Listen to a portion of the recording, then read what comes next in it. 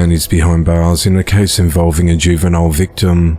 On Tuesday the 2nd of April, authorities arrested and charged 27-year-old DePrekis Montrell Perkins of Florence, Alabama, with first-degree rape of a minor. Police said that on the 10th of February, authorities began an investigation into the forced sexual intercourse involving a 15-year-old girl. Investigators said they were able to obtain additional information, which ultimately led to DePrekis' arrest. DePrekis is held at the Lauderdale County Detention Center without bail. A couple behind bars for the smothering death of their 6-month-old infant daughter late last year. On Tuesday the 2nd of April, 40-year-old Jose Roldan and 29-year-old LaDisha Powell were arrested and charged with involuntary manslaughter and child abuse. On the morning of the 13th of December 2023, Faith Roldan died after she became trapped under Jose and some couch cushions at their home in the 800 block of Davis Street in Kalamazoo, Michigan. LaDisha fell asleep on a couch and dropped the infant, who landed behind Jose. He weighs more than 300 pounds. Faith was pronounced dead at the Kalamazoo County Hospital about an hour after the officers responded to her home. Authorities said that Jose and LaDisha heavily drank alcohol before their daughter's death. Jose stated that he fell asleep in the living room with his daughter, but woke up to find her unresponsive and wedged between him and some cushions. He then woke LaDisha, who called 911. Jose reportedly admitted to drinking about 10 tall cans of beer and smoking weed the night before his daughter's death.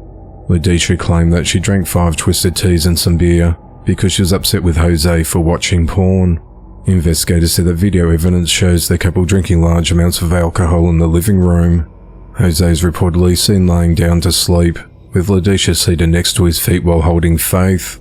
LaDisha is then shown falling asleep when Faith falls and becomes wedged between her father and the couch's rear cushions. The video then shows Jose adjusting position and smothering Faith, who starts kicking and crying until she becomes motionless. The mother awakes and looks for the baby prior to giving up and making her way to the bedroom to fall back asleep. Faith's death was ruled a homicide by mechanical asphyxia. Jose and LaDisha are held at the Kalamazoo County Jail with their bond set at $100,000. A 42-year-old man will spend the rest of his life behind bars for shooting, beating, and suffocating a 31-year-old woman, then leaving her body in a car that he crashed while intoxicated. On Wednesday the 3rd of April 2024, Benjamin Wilkins appeared in the Nesbitt Courthouse in Anchorage, Alaska, and was sentenced to 75 years in prison after he pleaded guilty to the second-degree murder of Jacqueline Goodwin. As part of a plea deal, prosecutors dropped charges of first-degree murder, kidnapping, and other drug-related offences. At around 11:40 p.m. on the 27th of June 2016, authorities were called to a car collision along DeBar Road in Anchorage, Alaska, near Alaska Regional Hospital, and determined that the car had crashed into and knocked down a light pole. The driver of the car, who was identified as Benjamin, was arrested under suspicion of impaired driving. Police then found Jacqueline's mutilated body under a sleeping bag behind the driver's seat while waiting for the tow truck. Her body was still warm, but she had no pulse and was unable to be saved. Investigators said that Benjamin shot Jacqueline in the stomach, severely beat her and suffocated her by taping her nose and mouth and placing a plastic bag over her head sealed shut with duct tape and a zip tie. Her wrists were bound together, and she had zip ties stuffed down her throat. She had ply marks and bruises on her body, and her teeth were broken.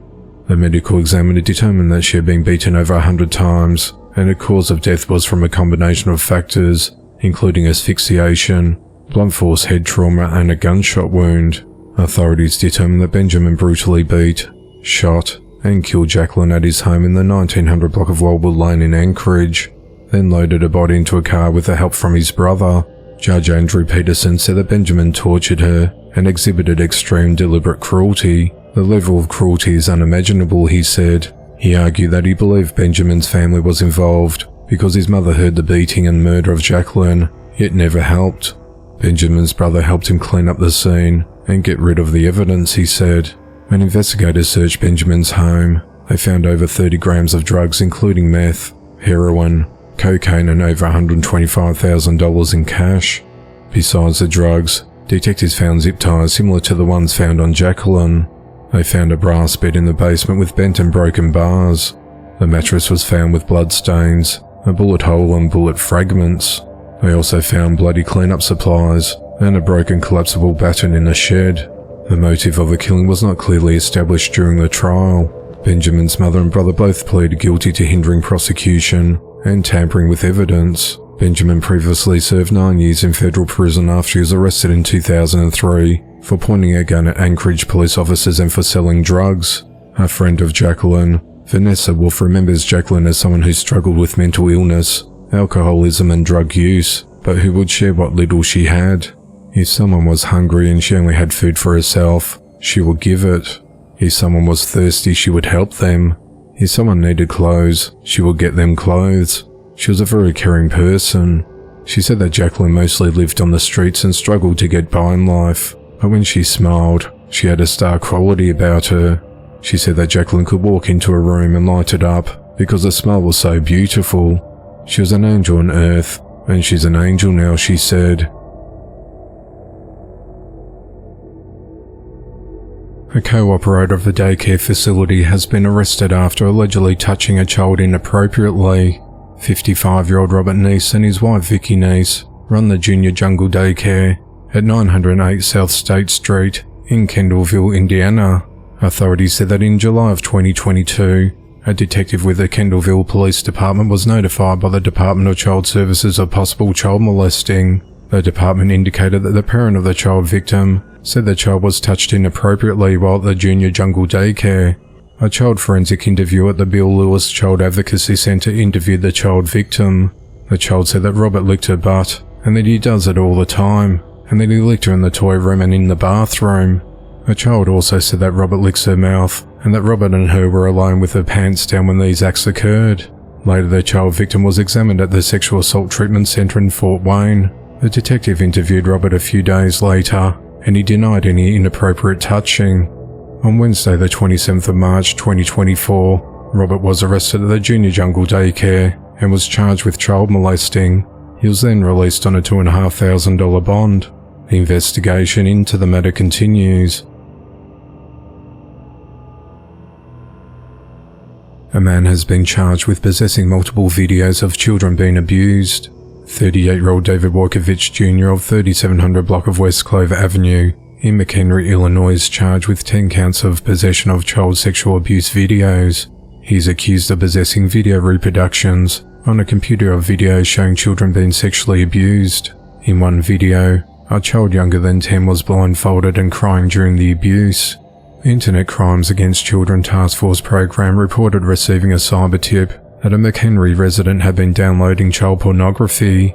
This information led to the investigation conducted by the McHenry Police Department and the Illinois Attorney's General Office, where interviews were conducted and evidence collected. On Monday, the 1st of April, David was arrested at his home without incident. After a hearing on the afternoon of Tuesday, the 2nd of April, Judge Michael Keemel found no probable cause to detain David pre-trial, and he was released from the county jail with conditions. He's due back in court on the 30th of April.